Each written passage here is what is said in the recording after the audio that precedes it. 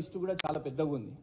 వాళ్ళ టెస్టిమోనీస్ చూస్తే రమేష్ శర్మ గారు CEO ఆఫ్ ఆంబర్గ్ ఇన్ఫోకాన్ అనే వ్యక్తి లింక్డ్ఇన్లో ఈ కంపెనీకి వ్యతిరేకంగా is Meinhardt group building empire by not paying sub consultant, అంటే సబ్ కన్సల్టెంట్స్ సబ్ కాంట్రాక్ట్స్ ఇచ్చి వాళ్ళకు పేమెంట్లు కూడా చేస్తలేరని ఏకంగా వాళ్ళ బాధితులు పెద్ద పెద్ద CEOలు.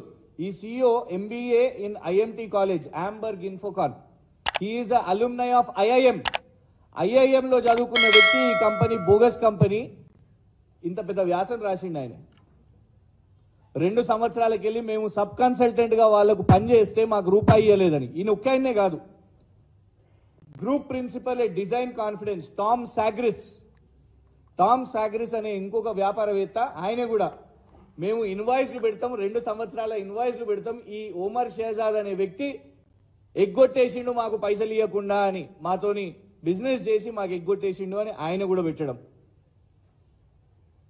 BIM digital manager Sharwanand Vaidyanathan, ఆయన కూడా ఇదే చెప్పిన పరిస్థితి. డబ్బులు ఇస్తలేరు, డబ్బులు ఎగ్గొట్టేస్తున్నారు, పనిచేసే వాళ్ళకి డబ్బులు ఇస్తలేరు అని. Director at Arcop associates private limited Nitin Gupta, వాళ్ళు కూడా పనిచేస్తే ఇదే మెయిన్హార్ట్ అనే కంపెనీకి పనిచేస్తే అసలు poor services, the services that they offered were extremely poor, and later we found out that they had outsourced to some individual engineers without our approval or knowledge. వీనికే contract ఇస్తే మళ్ళీ వీడి వరకు అవుట్ సోర్సింగ్కి ఇచ్చిండంట.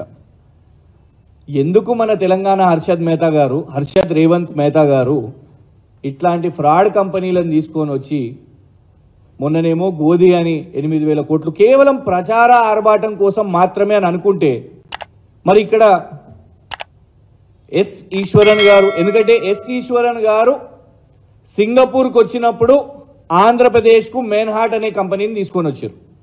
చంద్రబాబు నాయుడు గారు ఫస్ట్ టైం సింగపూర్కి 2014-15లో వారు ముఖ్యమంత్రి అయినప్పుడు, అంటే రాష్ట్రం విభజన అయిన తర్వాత ఆంధ్రప్రదేశ్కి ముఖ్యమంత్రి అయినప్పుడు అక్కడికి వెళ్ళినప్పుడు, సింగపూర్కి వెళ్ళినప్పుడు కలిసిన కంపెనీలలో ఇదొకటి మెయిన్హార్ట్.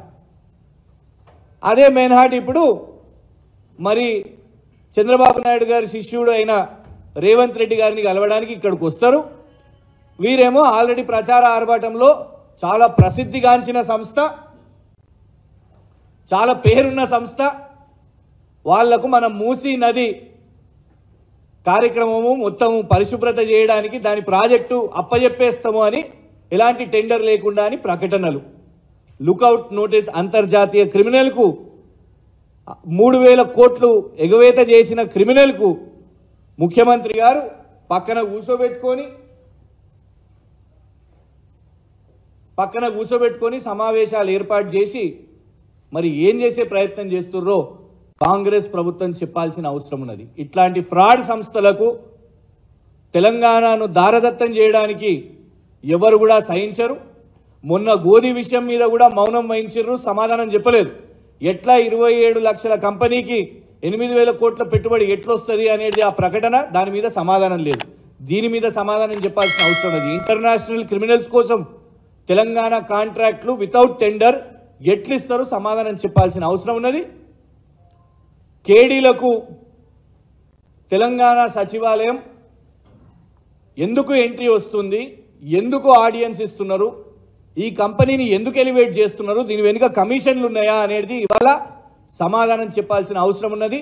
హర్షద్ రేవంత్ మెహతా గారు ఇస్తాం.